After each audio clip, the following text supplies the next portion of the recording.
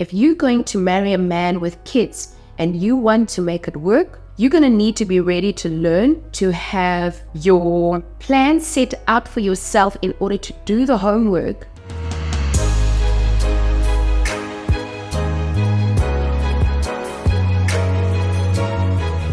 Hey mamas, welcome back to the Whole Mama Show.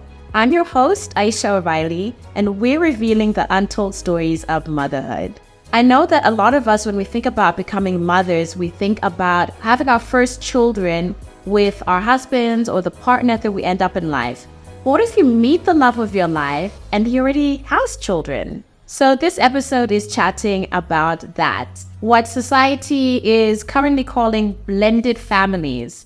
So before we get into the episode, I just wanted to quickly share with you the next chapter of The Whole Mama. A lot of you don't know this, but when I originally thought of the podcast, I thought of having these conversations in person with you. And now is the time to do that. So please join me in person as we have honest conversations about motherhood, about being modern moms. Let's learn together. Let's chat together. Let's be honest with each other. Let's have conversations that are going to uplift our minds, bodies, and souls. I can't wait to see you. Please go ahead on any of my social media platforms to find out all of the details, and I will see you soon. My guest today is sharing her double motherhood journey, from being a stepmom to being a biological mom as well. You're not the only step mama. I'd love for you to join my mama village by subscribing to my channel and follow me on my social media platforms. And if you're listening to this on an audio podcast, please make sure you leave me a rating out of 5 and a quick one-liner review on any of the episodes. Elana Afrika-Bredenkamp is a very well-known radio broadcaster, presenter, host, MC, businesswoman, entrepreneur, wife, and mother. This is her story. Hi, Elana. Hey, hi. Thanks so much for joining me on the Whole Mama Couch. In case anybody who's been living under a rock doesn't know you, can you please share who you are, what you do, and who calls you Mama? So people think they know me. I have been a public figure. I don't really like that word, but it's true. Yeah. For 22 years. And I think we evolve and become different things. So right now, yes, I am Esther and Annabelle's mom. I am Layla and Adam's stepmom. Stepmom is not a bad word. We don't have another name for it in our family. I am a businesswoman. I never wanted to say it, but I have to take credit for what I do. I'm a podcast host and founder of Baby Brunch. Check us out on babybrunch.co.za. And then I think the part of my work that I enjoy the most is I'm a broadcaster for Jacaranda FM, but I'm a show host. So I host conversations, and it is the biggest part of my business. For me, you're the multi-hyphenate. I love that you did start off with mom. Being a mom is the one thing in life that I really wanted to be. Yeah. It's really my highest achievement.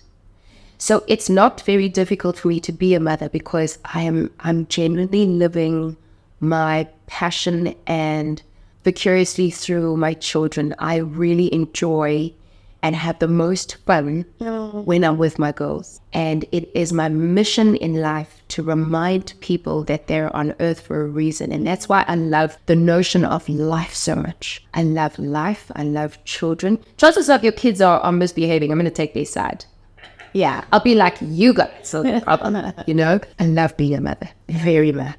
And that's, it's the reason I exist, to tell people how important your life is and how important life is. Can you take us through, how did you become a mom? Because you're a mom, a bonus mom, I think, is what they call it sometimes as well. You're a bonus mom, a stepmom, but you're also a biological mom. So you've got 2 motherhood journeys. Can you take us through the first one and then the second? Being a stepmom and being a biological mom is one thing. Okay. Because it's all part of Elana and it's all part of mentorship and mothering. I remember when I got my kids for the first time, they were 5 and 7. Yeah. And I don't use terms like bonus mom and plus mom and gold mom and granny mom and glam mommy. And I don't know. I'm a stepmom. That's just how it is. Yeah. It's self-explanatory. It tells the world what I am. And my kids don't look like me. So they either call me mom or they call me Elana. And I look like none of them. They act like their dads, you know. I remember getting my kids for the first time. And I fell in love with my husband because I saw how gracious and kind he is to kids. I also fell in love with my husband first because I realized how kind and how good his mother is. My mother-in-law is my best friend. And if you have an opportunity before kids to get to know your husband's attachments before getting to know your husband, I think you're halfway there, hey? I love my stepkids. I love my mother-in-law. I love my parents. Thank God I still have all of them in my life. But when I saw how kind and how good my husband is, he's a very, very good father, how good he is to his children, I knew that I would have enough tips here from this guy to be a really good mom. And I knew that he would be a good father to the children that we would have. We were quite clear from the beginning. And it's interesting, I've never told anyone this story. In any relationship, you have to have your husband as your teammate. Yes. Yeah. He has to be on your side, on board. And I remember the communication was like this. My husband's ex-wife is still alive and she's still in my children's life. So it's not like, blended family doesn't mean we all have to go on holiday together. All it means is that there needs to be clear forms of communication. My husband and ex, they communicate. And before there's any decision that's made around my kids, because all of them are my children, my husband and I speak. Because we are the team. And once my husband and I spoke, then there's a decision to be made. And that has worked for us. Yeah. The other day, my baby graduated high school and she went to first year varsity. I felt so proud. I was so happy. As a stepmom, I felt like, I achieved something. I'm there for the whole journey. Having my own kids with my husband was also unique and really beautiful. Do you know that it was easier having stepkids than having my own kids? Really? Yes. Because I remember getting married and wanting these babies so much. And, now we're like, are we ready? We're going to try for baby number 1. I didn't even know I was pregnant for 8 weeks. Yeah. Until I was like, wait a minute, I think I'm picking up weight and maybe I should go and check. And when I did a test, I was already 9 weeks pregnant. Yeah. And I was really tiny and skinny at the time. I didn't even notice that my boobs were growing. And only then I was like, oh, wait a minute, my one boob is bigger and my tummy's actually growing. So I should have known. But no clue, wanting to have this family. And at the time, my other babies were already, I think Lady was already 8 and Adam was 6. They were already in school and I had no clue. I could pack lunches. Yeah. I knew how to work with a 6-year-old and a 7-year-old. Yeah. But I had no clue of how to recognize pregnancy because I was my first one. Yeah. I think a lot of moms can relate to that. I hope so, because you know what? You don't want to feel like you're alone. No. In any of that. Yeah. I love being pregnant. Yeah. Love being pregnant. The thing that brought my husband and I the closest during pregnancy was hemorrhoids. It was the first time that I leaned over and I was like, you're going to need to put the cream on. And I'll never forget, we were on our way to one of our baby showers because we live in 2 cities. So we live in Joburg and in Cape Town. And I was on my way to my Cape Town baby shower and I said to him, I can't get up. It's just too sore. And he says, I'll put the cream on. Where must I put it on? No, man. I'm not kidding. And I said to him, and I was already wearing my dress. And I had this beautiful dress on. It was an orange dress with only the cup size closed and it was open shouldered. Yeah. It was warm. Yeah. And I said to him, I can't get up. And I was on all fours on the bed and I said to him, you need to massage, just do anything. How many months were you by then? I was only 6 months. Wow. So the first one. Yes, and I already suffered of hemorrhoids. Yeah. And I said to him, you need to massage. And my poor husband, God bless him, he was like, I'm getting in there. And he put some cream in his hand and he was massaging my bums. He was getting in there and he was massaging my bum. It was so good. If I think about it now, there was nothing sexual about it. It was just so good. It relieved my soul. He was in there, he massaged, and I was like, this is the closest that we've ever been. It wasn't even perineum stuff, okay? It was like... It was just comfort. Comfort. I've got your back. Support.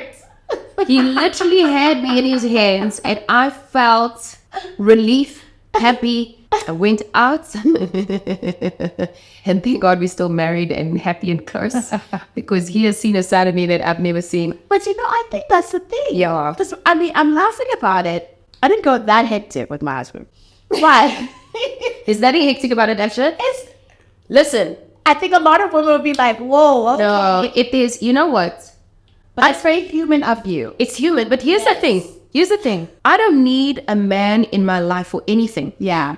I make my own money. I'm independent. I own stuff. I've got my parents. Oh, I love them. So if you think of the notion of man, I don't need a man. Yeah. I need my husband. Yeah. I need him. I love him. I love him for so many other things that a man can't necessarily give me. Yeah. It's only my husband that can give it to me. Yeah. My closest bonding moment with my husband is when he gave me stuff that I can't get from other people that makes me love him more. And he happened to massage my bum during pregnancy, and that brought us the closest. Because I don't need $1 million for a house or stuff. Yeah. I just need my husband. I just need his love and his hands. He's got beautiful hands. I just need his, he really does. He's got amazing hands. I just need my husband, his hands, his support, and him to say yes and to tell me that he loves me. That's all I want. That right there, the whole hemorrhoids thing, I have to say that's love. That's love. Because let me be, honestly, and it's not necessarily with my experience, but it's like, I speak to so many women online, in person, about motherhood, about birth, and men are so removed from the whole process. I don't know why, honestly. They're really removed from it. Is it because we're not telling them how much we need? Is it because they have mothers that are not helping them along? Yes. Is it because we have to start asking why? I think it's everything that you said, but I think it's society at large. It's society very much putting men in that place of like, men are the providers, men are the protectors, they're not the nurturers, they're not this. And so they've kind of like really, society has kind of really boxed men in this kind of category and then women in this kind of category. So then we need to make more podcasts and videos like this. Yeah. And here's the other thing, and I'm sorry to say this now, but we need to teach our daughters who to marry and who to latch onto. Yes. I cannot imagine my daughter being surrounded by a man that's influenced by society only and that doesn't get involved and that doesn't want to do things that other people don't do. I mean, there are men who they still this day, they don't go to wherever their wives, their partners are giving birth. They don't go there. When she's giving birth, they're not in the clinic, they're not in the hospital. They're out having drinks with their friends. It's a completely different experience for them. I feel like I need to say this then. When you have a husband like that and you really love him, it is okay because you love him and you've chosen him, and that is how we were raised. Right? Yes. That is how we were raised. Yeah. What then is important is what do I need to support me? And then you can rely on the things that you need support. Find it from other women in your community. Yes. So don't feel like you've got the wrong guy. Remember, we are all influenced by different things. We are influenced by society and religion and upbringing and culture and different countries and I don't know what else, different parents, the way. If you feel that you are in a space of not being grateful for the man that you married, it's not wrong. It just means we're going to need to fill in the spaces to make your gratitude feel a little bit more whole. And with other people who can provide that for you. For you. Yeah. So I feel like I need to say that because we must never, remember, I will say this again, and I say it many times in many interviews, gratitude will sometimes appear as privilege. So if I tell you that I'm really grateful because I met this amazing man, it might seem like you don't have an amazing man because we compare it, right? So we must never feel like that. We must always feel, oh, okay, Elana's teaching me something about how she loves her husband. Yeah. So I also want to love my husband that way, but then I'm going to love him with the mistakes that I chose him with. And where he can't help me, I'm going to fill it in with lady support. Build your village. We're saying maybe there's a doula or a coach. Maybe there's a support group that's free of charge. There's many of those, Aisha's got a subscription-free platform. We at Baby Brunch have got subscription-free advice. So rope all of those people in your community so that you can find that kind of support, so that you can fill your gratitude circle, right, with the right kind of support. so that you can also enjoy this husband that's still on his learning journey. What I'm really enjoying hearing from you, you sort of like get into this, I don't know, relaxed, almost soft note when you talk about your husband. How did you guys meet? Because that's something that I actually don't know about you. And going back to the stepmom, I'm going to call you the stepmom, but Thank you. You own that title. Let's be real, it's been given a bit of a negative connotation throughout the years with media and everything. But, you know, how did you meet Ian? And then how were you introduced to your first kids? That's interesting that you asked that. I'll tell you how I met my husband. Yes. Ian and I actually studied together. Really? Many years ago. Whereabouts? Stellenbosch University. I was third year, and he had gone on a gap year because his family is also from America, and he had spent some time there. So by the time I was third year, he came in as a first year. Okay. Yeah. I didn't like him at the time. Yeah. He had a ponytail. He had lots of friends. He had a beautiful girlfriend at the time. And I remember seeing him there, but it wasn't like we were friends or anything. We all went on and we all lived our own lives. He got married. I had a very serious relationship. I moved to Gauteng. I started my career here as a broadcaster. Ian and I stayed in contact because of radio. Okay. Broadcasting was the reason why we still stayed in contact. Yeah. And I remember there were times that I would be in either city and I would need a producer to speak down the line. We call it down the line. So depending, if I'm in Cape Town, I need a producer to connect me to Joburg. And he was always the guy on the shift. So I've always had that relationship with him, knowing that, he's in broadcasting and so am I. But at the time, he worked for me. And I was the star. You know, years later, fast forward, I got an opportunity to go back to Cape Town, and I got invited by one of the radio stations to go back to Cape Town. And here I see the guy that I used to talk down the line, who used to be so boisterous at school. I see him, his hair is cut and he's wearing a blue shirt. And I must tell you, it was instant. I looked at him and I was like, I can't believe you cleaned it this well. I could see that he is established in his skin and he looked really nice. And the reason why I have such compassion for my husband and why I always feel like I want to whisper when I speak about him is because he's a very caring man. I got a really special guy. And I thank God every day that it's him, because both of us were in other relationships before we met each other. How to introduce kids to stepmom? It can be very easy. Well, how did it happen for you guys? We read a book. Okay. If there's an actual book that says how to introduce your children to their stepmom or something like that, we practiced the book. I remember it said something like, invite your children to a picnic and have your girlfriend present at the picnic. Okay. And we did that. Yeah. We had a picnic and the kids came to the picnic and I saw the kids at the picnic and it was only myself and my husband and the kids. Did they know that you were the girlfriend? No. Not yet. No, I'm daddy's friend. Yes. Yes. What was important for us when we met was that we were sure we wanted to get married. I don't believe in meeting children if you are just going to be the girlfriend. Okay. Yeah. You have to be serious. Where's the plan? Yeah. So it was important for me that I knew that my husband and I were going to get married. So we were dating for a while before we introduced kids to stepmom as the girlfriend. Okay. Yeah. I'd already met my mother-in-law at the time, knowing that we get along and that we love each other. My dad adores Ian. At that time, I'll never forget, took me out for an ice cream. And that was the date where we decided that we were going to get serious about things. And even at that time, I did not meet the kids as daddy's girlfriend. Okay. Because it was important for us that we have relationship between mom and dad, and us solid. Yeah. Yeah. Because I'm not in the game for confusion. And I must say, I don't judge often. I do judge when I'm introduced to a boyfriend or a girlfriend and there's kids involved and they're already blending, but they don't have a plan about what's going to happen next. It must be very confusing for those little ones. And we followed the book. Yeah. And in chapter wherever it said something about a picnic where you invite your girlfriend to. And at the time, I already knew who they were, and they have seen me at Omar's house, maybe in the bar as a friend. Yeah. But, no sleepovers. Yeah. In fact, my husband and I, we lived in our own homes until the day we got married. Yeah. We never lived together.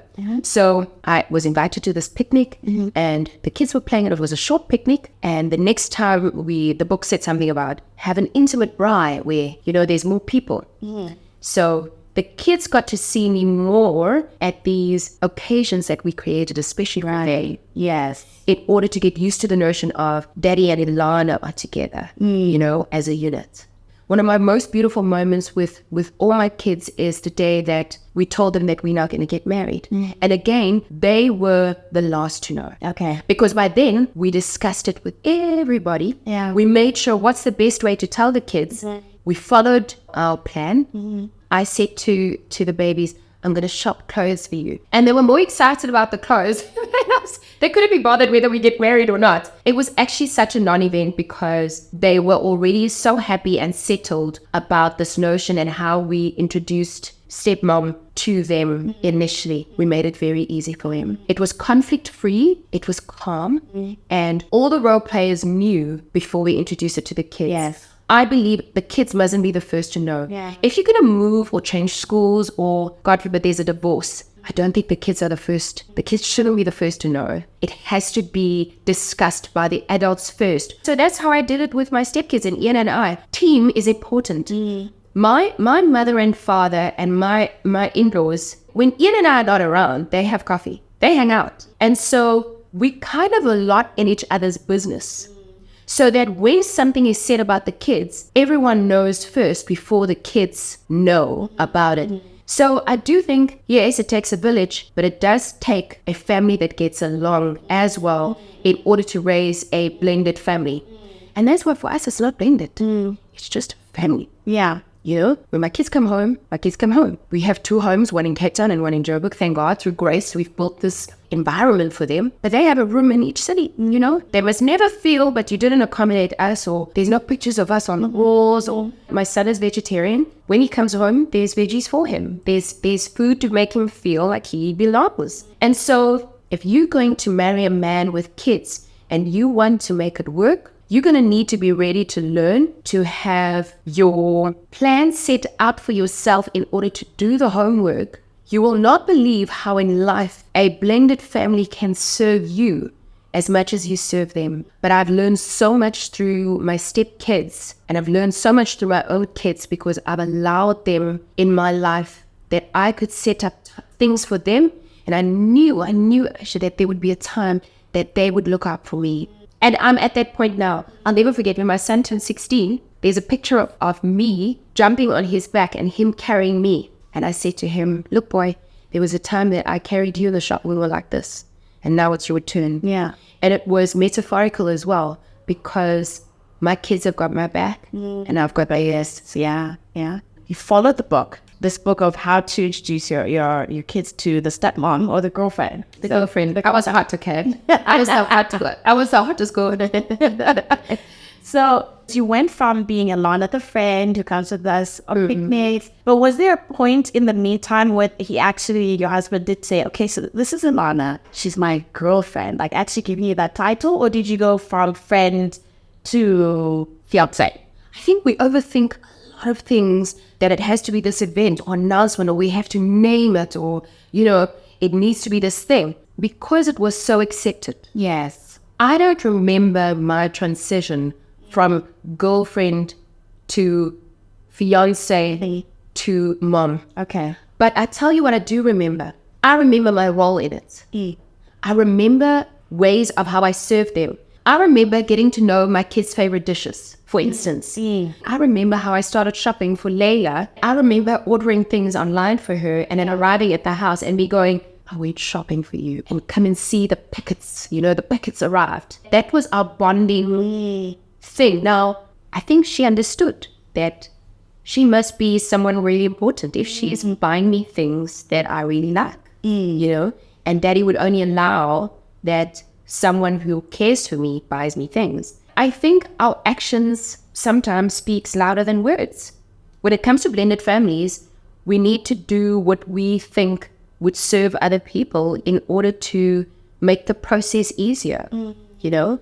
We don't have to announce everything. Yeah. Why don't you just do what a girlfriend or a wife would do in your mind? I'm not necessarily speaking from experience because I've never been part of what they call a blended family. Yeah. But so my knowledge of it is very much limited to what I see on screen, you know, or when I hear from friends who have been part of, whether they grew up with a stepmom or stepdad, or now are currently in relationships with partners who have children with previous relationships. First of all, it is this, okay, a bit of a big announcement or an official announcement. Right. It's like, this is my girlfriend. And then there is okay, now new girlfriend, meet my old wife or my old girlfriend, or, so it's always those two things that kind of stand out. So I think what happens is that a lot of people kind of, before they themselves get into that situation, they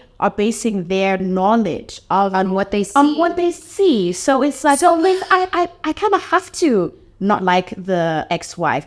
It's a given that the ex-wife and the stepmom don't get along. So how did you navigate that? Yeah. So look, people and society paints the picture that the notion X is bad. Yes.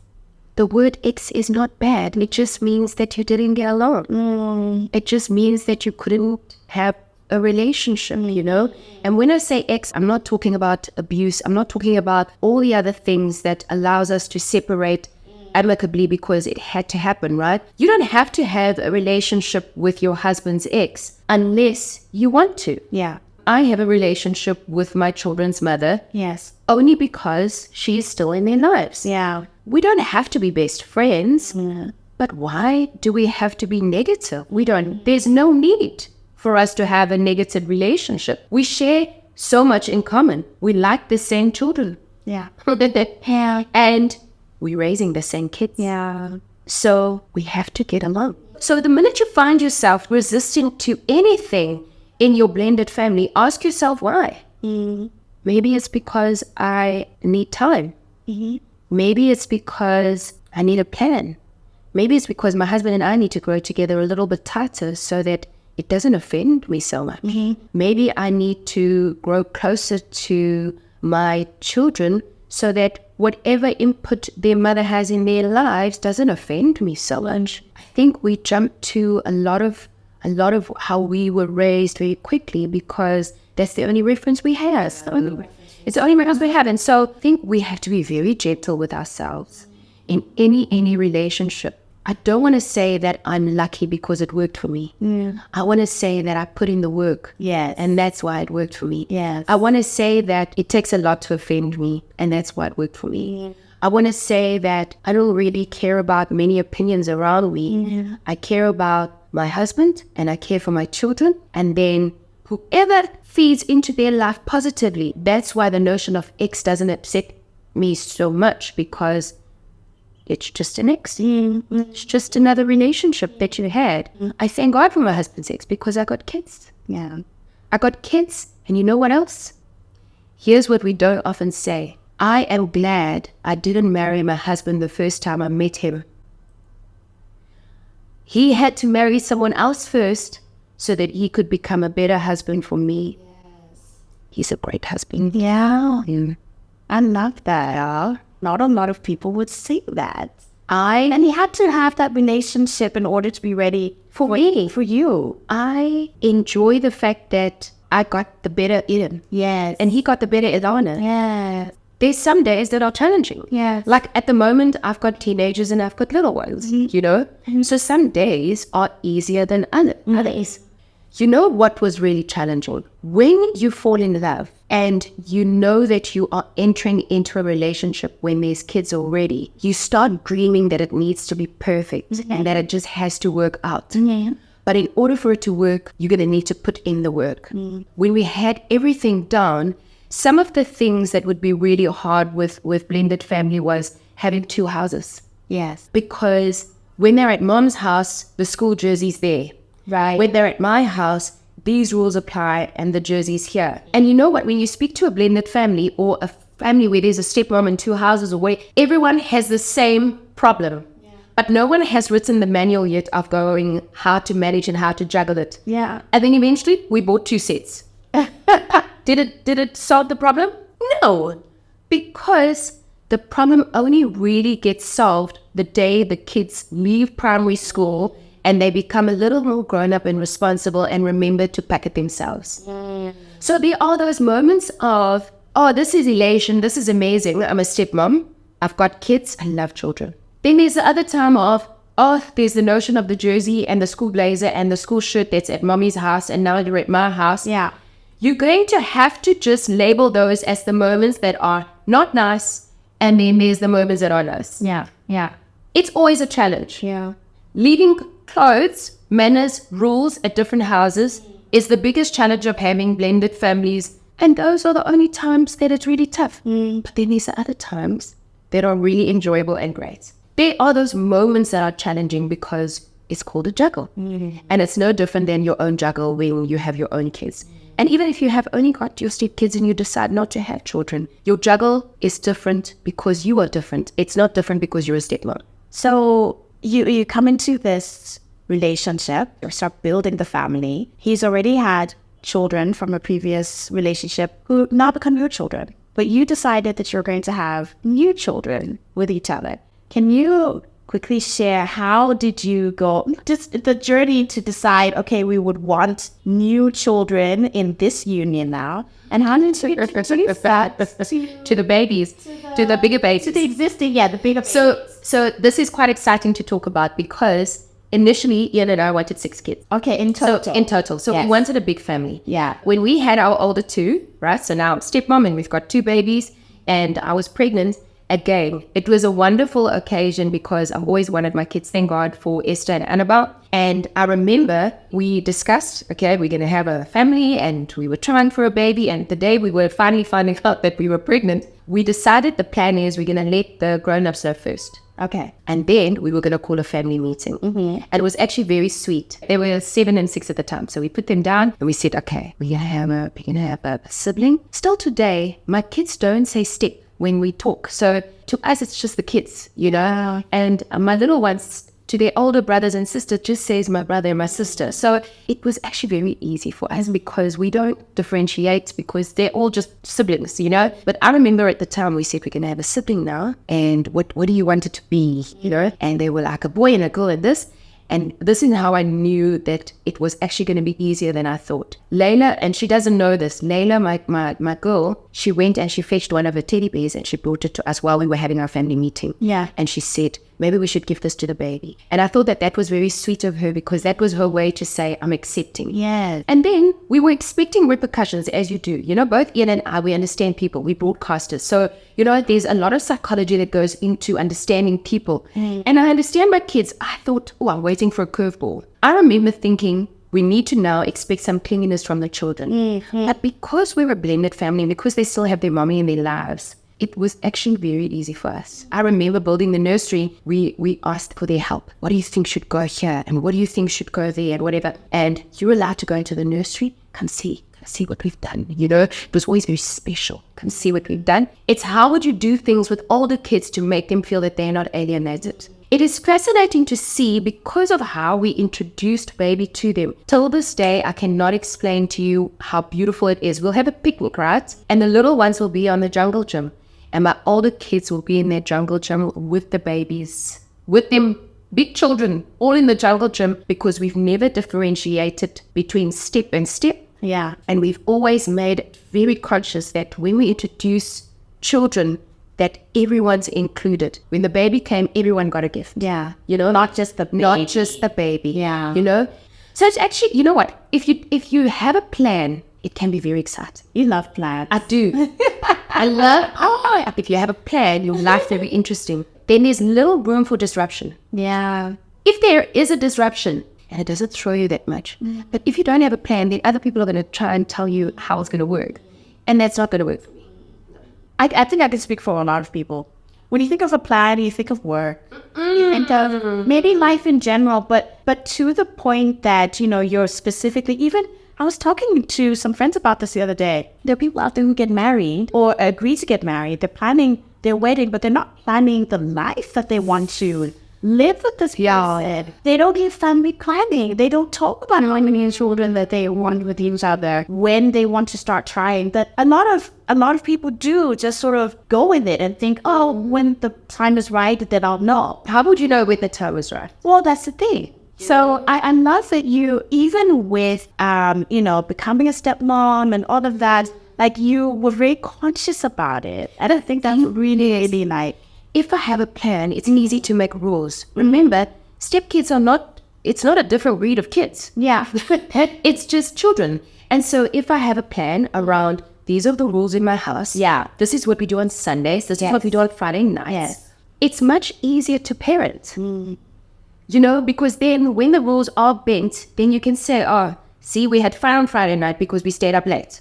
Usually in this house, we go to bed early. So see, you had a fun weekend, right? Because you got to stay up late on Friday. And then it makes them think, oh, you're right. I did have a fun weekend because I got to stay up late, Didn't go to bed like I normally do in the week. A plan is not just for work. If our creator has a plan with us being here and we're creating these babies, we need to have a plan for their lives too. I love that. How will we know what they're supposed to do if we're not planning things around it? Yeah. A plan can change. It's not set in stone. You can adapt it. But where's the plan? I love that. What's the plan? I'd like to know, what is your whole mama truth? Whole mama truth. Yeah. My whole mama truth is I can't have my external world shape who I am. I have to remember why I was created, why I was born, why I gave birth. And that way, I can stay true to myself. Oh, Elana. Thank you. No. Thank you. Hi. I'm Elana, the Whole Mama Show. I think over the years, so many of us have watched Elana in different roles. So sitting next to her today and having this chat about motherhood, it just felt really relatable. And I also learned quite a bit about blended families, which is something that so many of you had actually sent me messages about and DM me about before the start of this new season. I had quite a few conversations with moms in the DMs asking me to do an episode or put together some kind of content about blended families, that they themselves were a part of one or they were about to enter into one, and how to navigate those different relationships. So I hope Elana's story has inspired you, taught you something new, and maybe has encouraged you to look at things in a little bit of a different way. Thanks so much for watching. Please remember to subscribe to my channel and follow me on my social media platforms. I love getting messages from all of you and comments. Let me know what you found the most inspiring about Elana's story. I can't believe we are almost at the end of this season. We've got one more episode to go, and I will be back with you next week for the season finale. It's going to be a very deep one, and it is going to be my story. So please go ahead and tune in for that next week, and I will see you then. I'm Aisha O'Reilly, and I hope this episode has left you feeling a little bit more whole, mama.